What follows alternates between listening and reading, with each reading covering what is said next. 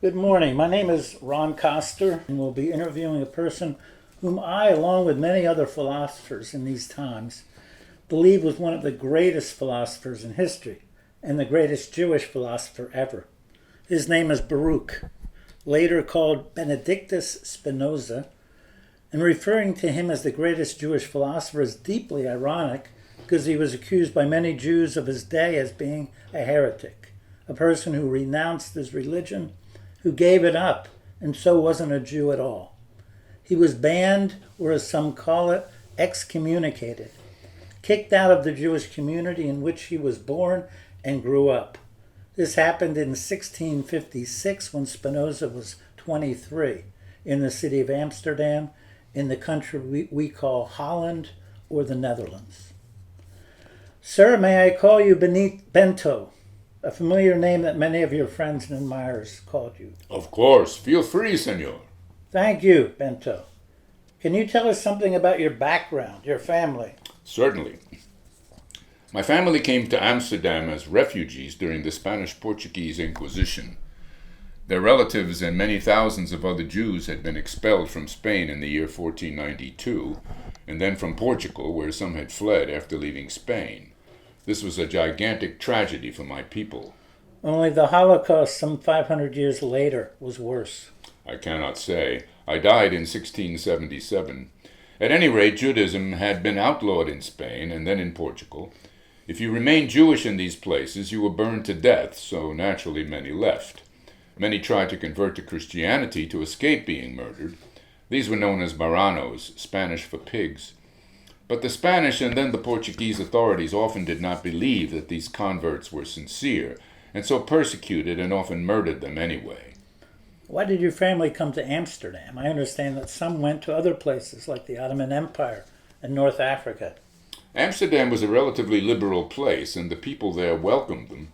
There they could practice their religion, and many who had lost touch with Judaism due to conversion of their ancestors were able to reconnect with it there, depending on imported rabbis from other cities like Vienna to re-educate them. But it wasn't easy for them. The Jewish authorities in Amsterdam was nervous, and any Jew who expressed opinions that did not agree with them, that were not orthodox, frightened them. We Jews were a minority there. The majority and the rulers were Christians, Protestants for the most part, Calvinists actually. They accepted the Jews as long as they remained good Orthodox Jews.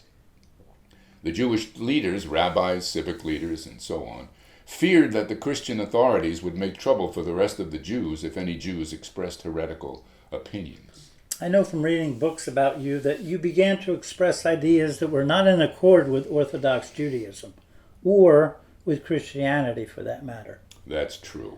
And when I expressed ideas that the Jewish authorities thought were not orthodox, they became frightened that the Christian rulers would persecute the rest of us, just as the Spanish and Portuguese Christians had, not to mention the British, French, Germans, Czechs, Poles, Russians, you name it, before them. So I, and others who expressed divergent views, were expelled, banned. I moved just outside of the city limits, a short walk to my old neighborhood. Unlike most of the others who were banned, I had never tried to connect with the Jewish community afterwards. Did you convert to Christianity? No, I became non-religious or secular, at least in terms of what many people think of as religious, when the idea of secularity barely existed. Very few people in those days did not practice a religion.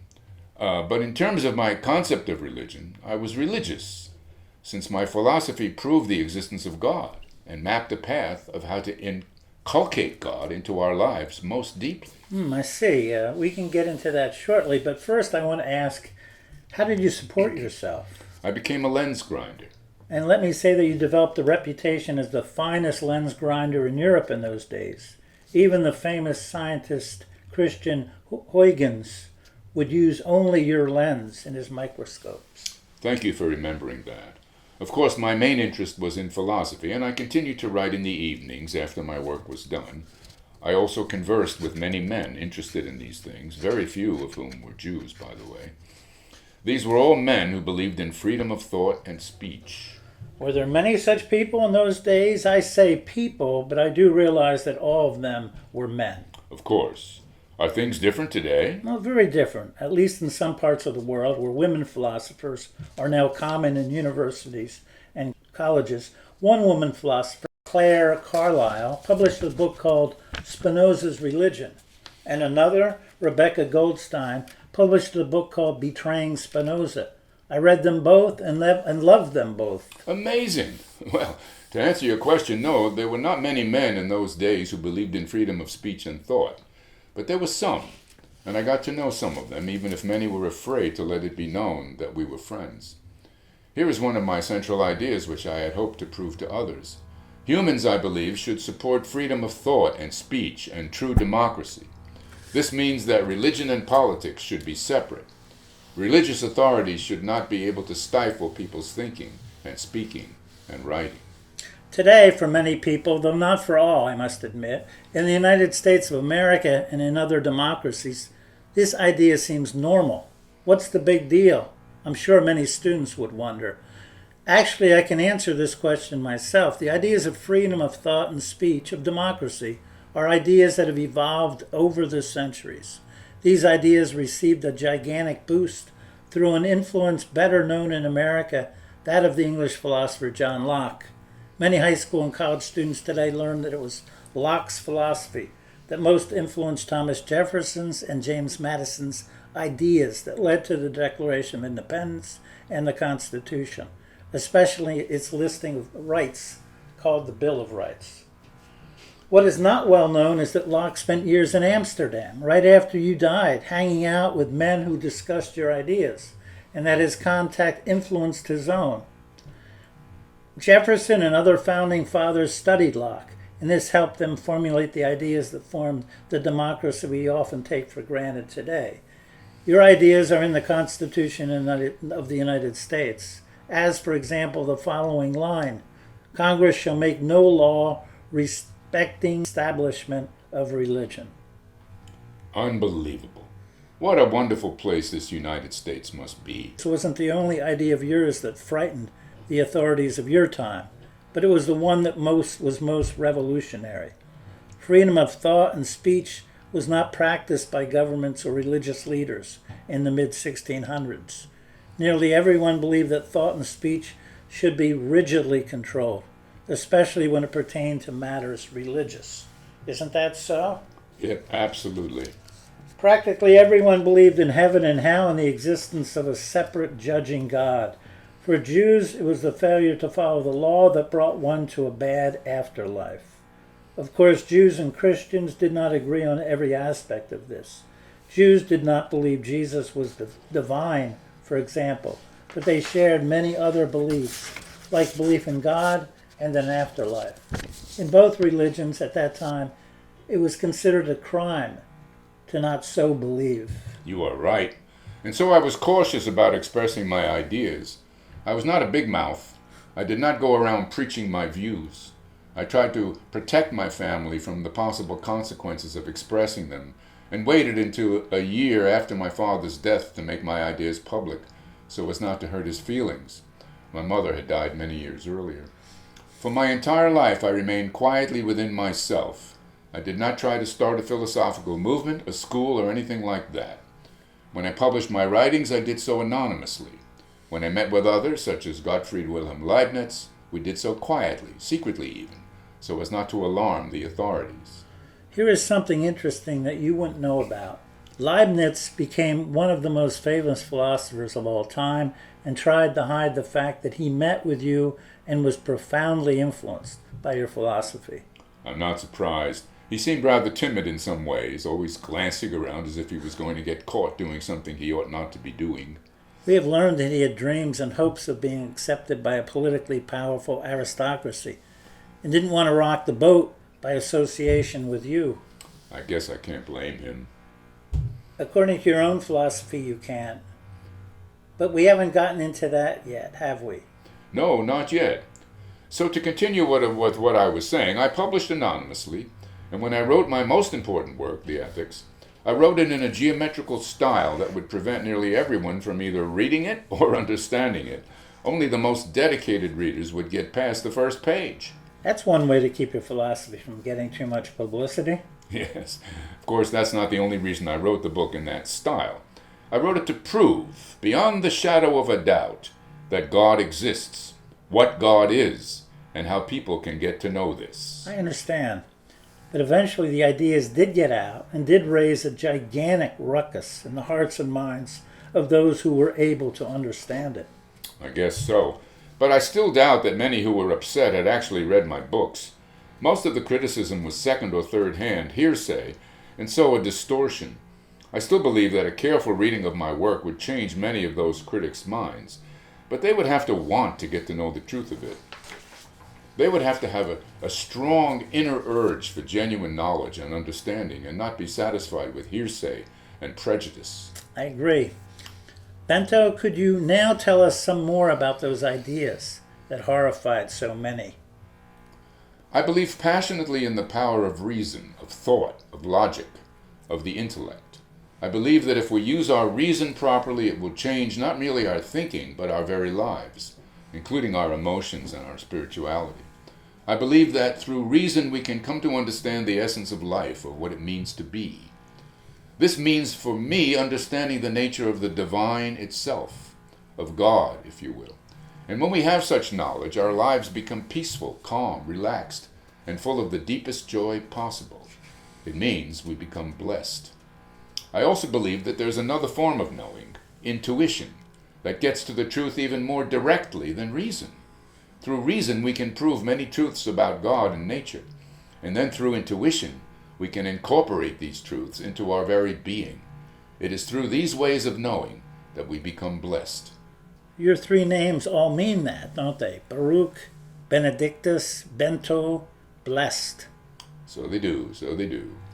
But to continue, through the proper use of reason and intuition, we can come to realize that God is not a separate spirit. Then God and nature are one and the same. God is the natural world. The natural world is God. There is no separate creator. There's nothing to worship that watches us, that judges us, that sends us to heaven or hell after we die. There is no soul or spirit that is separate from our bodies and that lives after the body dies. There is no special place we go to after death. There is no heaven and there is no hell, not apart from the heavens and hells on earth at any rate. Of course, when I say nature, I don't mean just the natural world that we all are familiar with and live in. I mean all of creation. And my philosophy proves that God, or the one substance, is infinite, has an infinite number of attributes, most of which we know nothing about, since the only attributes of this infinite substance that we are aware of are thought and body or matter. Thus, according to my philosophy, there is much of nature, much of God, that we know nothing about. I've read your books, and so I know these ideas of yours, but I'm still deeply moved when I hear you say them. To my fellow Jews and to nearly everyone else, these ideas, specifically the notion of that God is nature, sounded like atheism, which was a crime in those days. In most of Europe, atheists could be punished by what the Spanish called the auto de fe, or act of faith in English, which was to be burnt to death at the stake, sometimes after having been strangled to death, or less mercifully, while still alive. My fellow Jews of Amsterdam simply banished me, a severe enough penalty which cut me off from all contact with family and Jewish friends. Are you an atheist? I do not think so.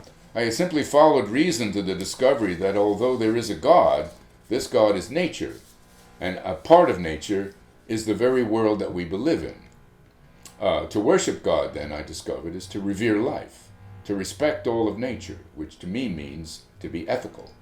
Me and my friends think this is a deeply spiritual way to think and leads to actions more spiritual in quality than actions by many who profess to be believers but do not revere life or the living. You sound angry.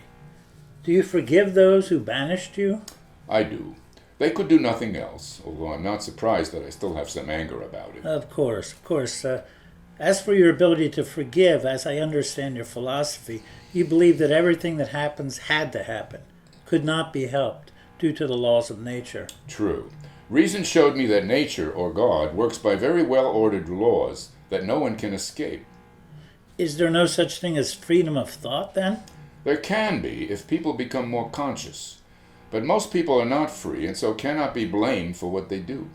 They are strictly governed by the laws of nature, by cause and effect, and so by causes that they are not consciously aware of, so they are not to blame, even if they hurt others by their actions. Should they come to better understand these laws, they would become freer, and they would cease to suppress, judge, and ban others. You see, if God is nature, and there is no separate soul or afterlife, then there is no judgment by God, no reward or punishment. For most people, this means there is nothing to keep us from being criminals, no reason to be moral, no reward for controlling our urges, even if we hurt others by acting them out. But as I try to prove in the ethics, anyone who comes to understand nature God via my arguments would be moral naturally, would control themselves naturally, more easily than they would if they believed in a heaven and a hell. Such self-control leads to the greatest happiness. Why? Because when we understand that nature is God, we realize that we are all little gods in a sense. Technically, in terms of my philosophy, we are all modes of nature God. This means that we are all the same in this respect. We all share in divinity. We are all in God, is how I put it in the ethics. When I hurt others, I hurt divinity. When I hurt others, I hurt myself. This is the true basis for the golden rule.